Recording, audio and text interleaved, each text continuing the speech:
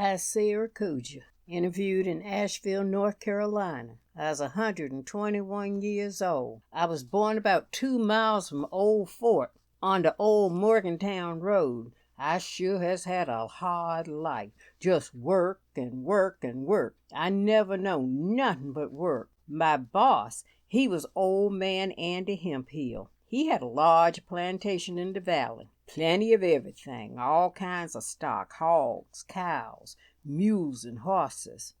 When Marse Andy died, I got to live with his son, William Hemphill. I never forget when Marse Andy died. He was a good old man, and the Marse, she was good too. She used to read the Bible to us children afore she passed away.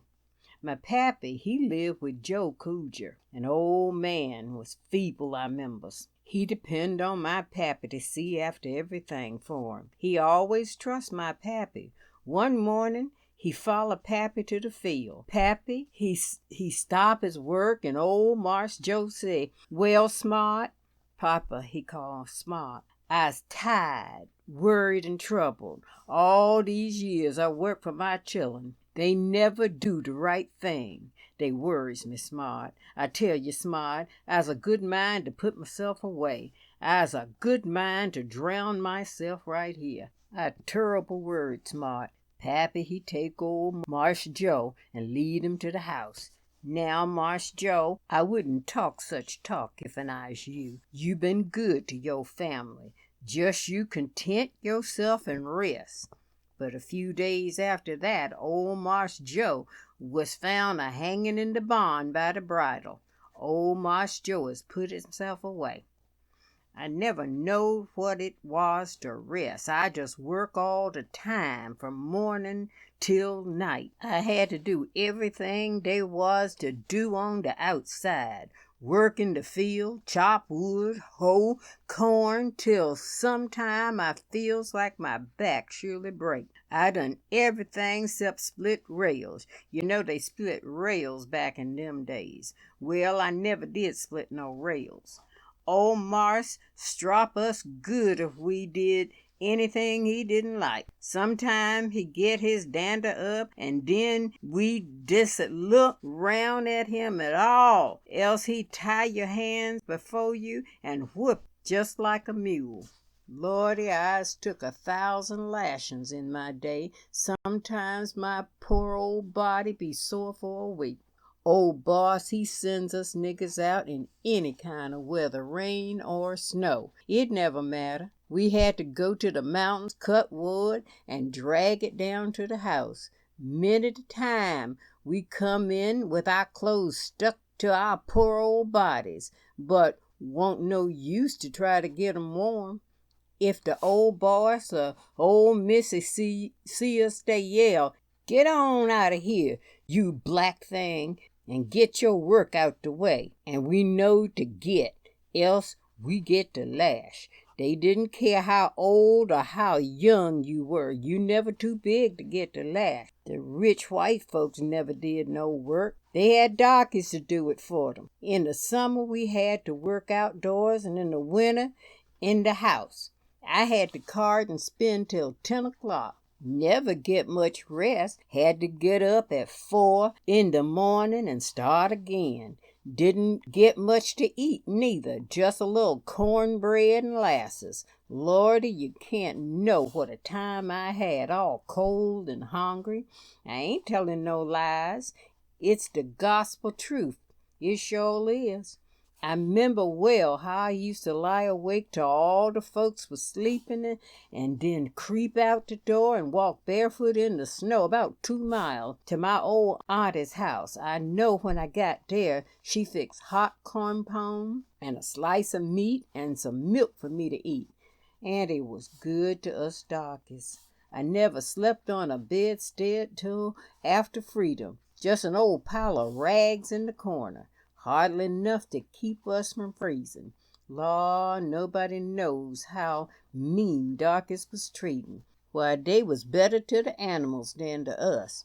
My first old Marse was a good old man, but that last one, he was rapid. He sure was rapid. Weren't none of the slaves off on our plantation ever sold, but the ones on the other plantation of Marse William, they were. Oh, that was a terrible time. All the slaves in the field plowing, hoeing, and singing in the boiling sun. Old Marsh, he come through the field with a man called the speculator. They walk around just looking. All the darkies know what this mean.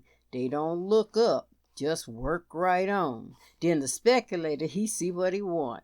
He talked to old Marsh. Then they slaps the handcuffs on him and take him away to the cotton country.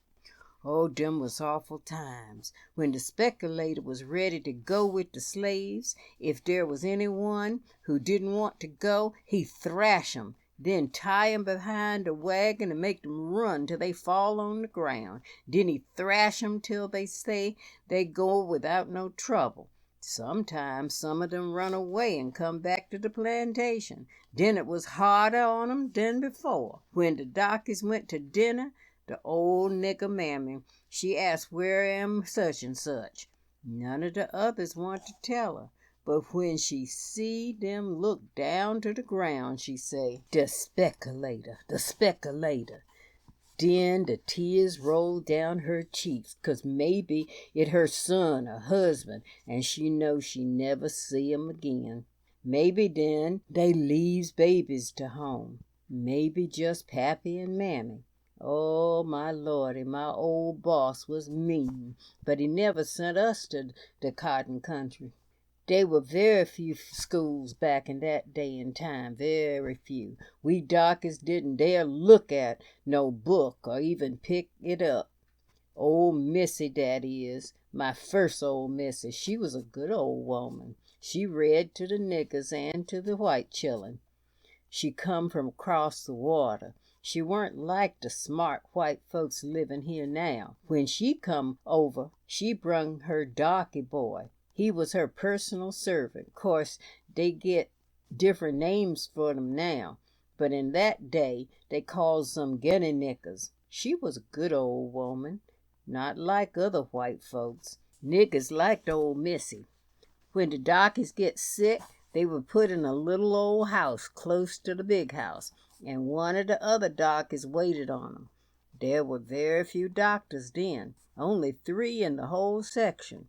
When they wanted medicine, they went to the woods and gathered horehound, slippery elm for poultices, and all kinds of bark for tea. All these herbs bring you round. I remembers when my old mammy died. She lived in Reams Creek with other hemp hills. She's sick a long time. One day, white man came and to see me. He said, Sarah, did you know your mammy was dead? No, I said, but I wants to see my mother afore they put her away. I went to the house and say to old Missy, my mother, she died today. I wants to see my mother afore they put her away.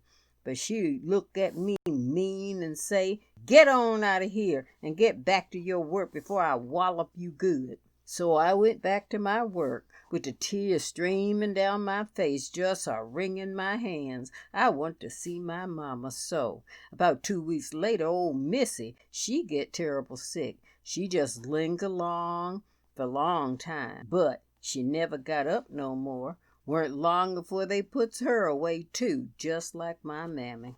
I remembers the time when my mammy was alive.